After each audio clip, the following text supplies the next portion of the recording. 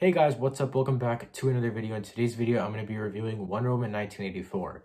Now, before we get into this review, remember to subscribe, like the video if you do enjoy, and share with your friends if you think they'll enjoy it. Without further ado, let's get into it. I thought this movie was great and honestly even better than the first. Now, I'm not the biggest fan of DC movies. If anything, I do hate on them a lot, but I do genuinely think that this was a great movie. I think that one big thing that separated this movie from the first Wonder Woman was Gal Gadot's acting as the role of Diana.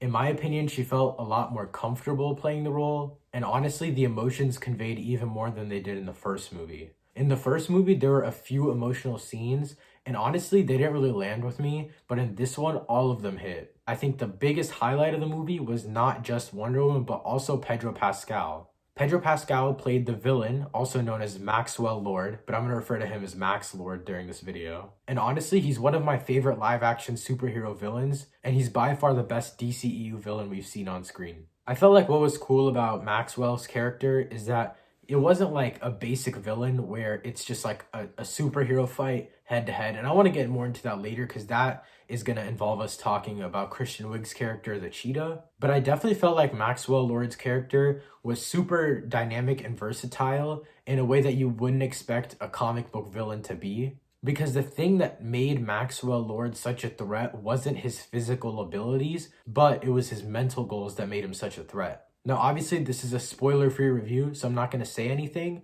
but you guys will see in the movie, Pedro Pascal's character changes a lot throughout the course of the entire movie, from the beginning to the end. Now I want to go back to what I said about having that superhero battle at the end. In my opinion, that was one of the biggest faults of the movie, was that they kind of tried to force that in. So the third act of the movie was basically Cheetah and Wonder Woman fighting. I thoroughly enjoyed the scene, but I could find its flaws very easily. First of all, we never got a great look at Cheetah in her full form, because in 3/4 of the movie, Kristen Wiig was not Cheetah. She didn't transform until that final fight, and even then, that final fight was at night. You couldn't really see who Cheetah fully was.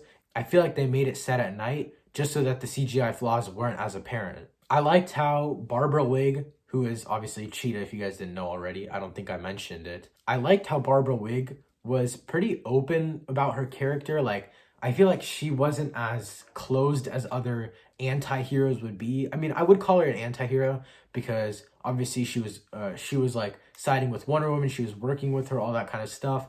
And then obviously stuff rolled on with the story, stuff happened, and I don't want to say anything else because then I'm going to spoil it. I think, as I mentioned before, one of the biggest issues with this movie was that third act scene, which was, I think, supposed to be the final battle scene, but it didn't really turn out that way. It kind of felt like more of a time filler. And in my opinion, Cheetah wasn't really necessary in the story at all. Obviously, it created a nice emotional attachment and emotional disturbance between Cheetah, Wonder Woman, and Pedro Pascal's character Maxwell Lord, but I don't think that it was something that was necessary or necessarily elevated the entire movie. I honestly think that if we cut the time Cheetah had and added more time for Steve Trevor, the movie could have been tremendously better. Like I said before, I feel like Cheetah's place in the movie was just put in there to be in there and kind of add a big villain name.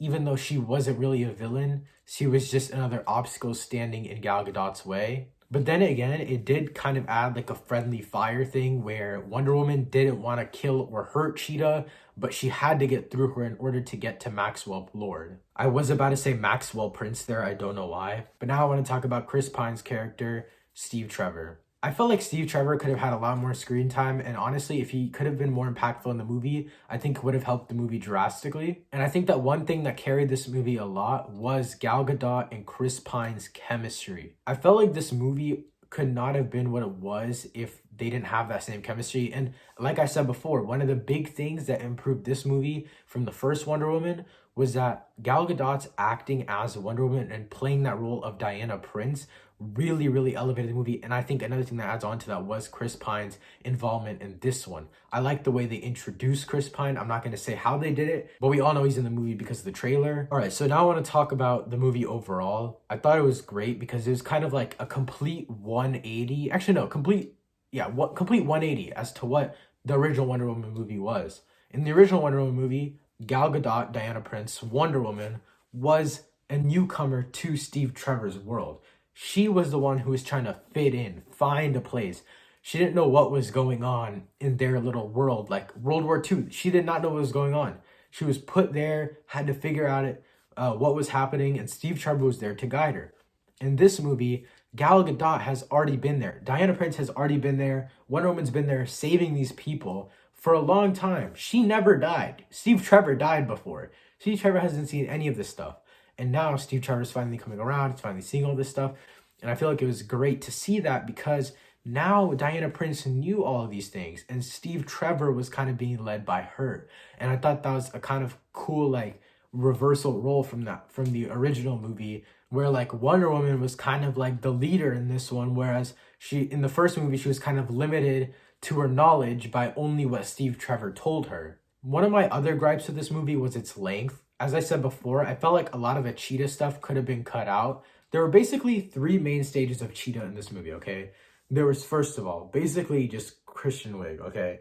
She was pretty good in this movie, I would say.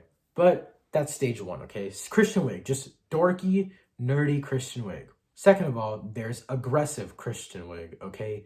That's when I start to put her into Barbara territory, because that's her character name in the movie. Barbara is more of an intense name than Kristen. Kicking people in the side here and there. There's a bunch of creeps on the street. She's beating them all up. You can see she's kind of doing it in an evil way.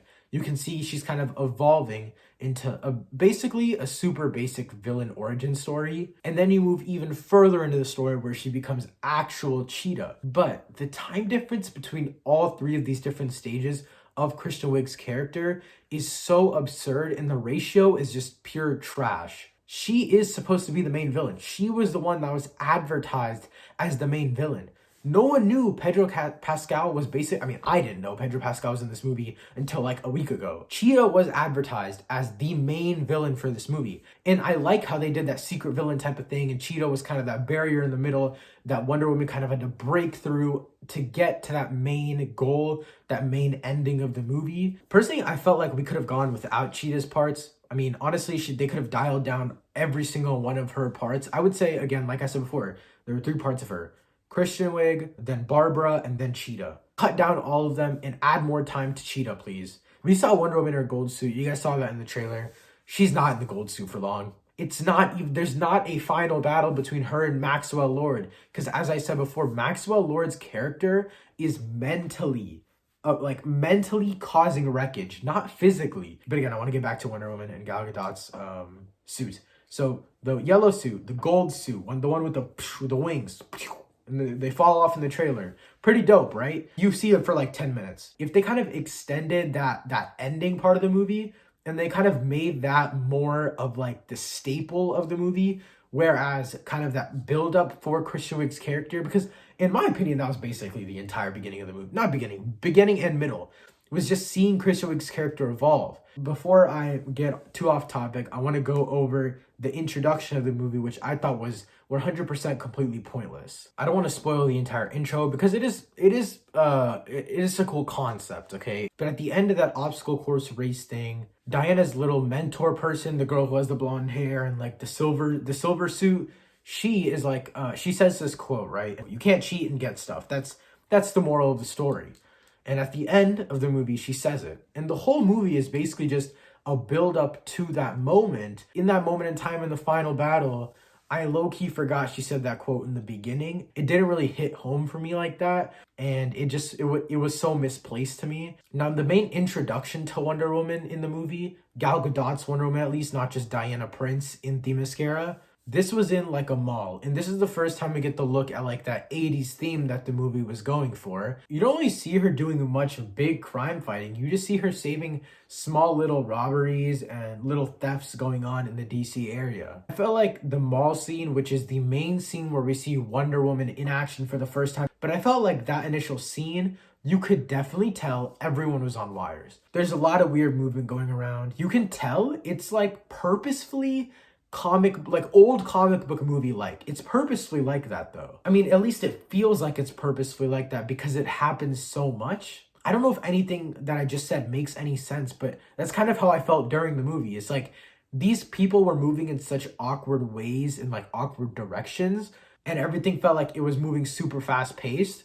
Now, obviously, I'm stepping away from the intro here. I just want to talk about the pacing of the movie. As I mentioned before, it's very fast. First of all, like I said, that cheetah fight in the third act was super rushed. It didn't even feel like we had enough time to see Cheetah fully, and honestly, it was kind of ugly. I'm kind of glad I didn't see that much. What was happening made sense. It didn't feel like they were throwing random stuff in the story. The story was cohesive from act 1 to the finale, but it felt like they were trying to do too much. That's what it felt like. I was wondering how they were going to finish everything in the time that the movie was going to end. But in my opinion, it wasn't necessary that the movie was that long. Am I glad I watched this movie? Yes. And I do recommend it to all of you. It's not a bad movie by any means. And in my opinion, it is the best DC movie. As I mentioned before, I am a big DC hater. The only DC movies that I like are Wonder Woman 1984, Aquaman, and that's about it. No, Shazam. I like Shazam. Shazam was alright. I still don't have a rating for this movie, and I'll update the description when I finally decide what I want to rate it. But I did want to get this review out to you guys. Again, guys, I did enjoy this movie a lot. I'm not a hater of this movie, and I think, again, it's one of the best movies in the DCEU. Obviously, it's not that big of an accomplishment, but I do want to give props to Pedro Pascal because he did play my favorite villain in the DCEU. And he's top 10, maybe even top 5 villains for me in live action superhero films. That's it for this video. If you guys enjoyed, make sure to drop a like rating down below. If you guys want more superhero content, let me know. Please let me know. And also, if you guys want more reviews, let me know. I can do movie Mondays where I give you guys movie reviews every Monday. Even if it's like an older movie and you guys want to see those reviews, let me know. Make sure to drop a like rating on the video if you enjoyed. Share with your friends if you think they'll enjoy this video. As always, thank you guys so much for watching. Peace out.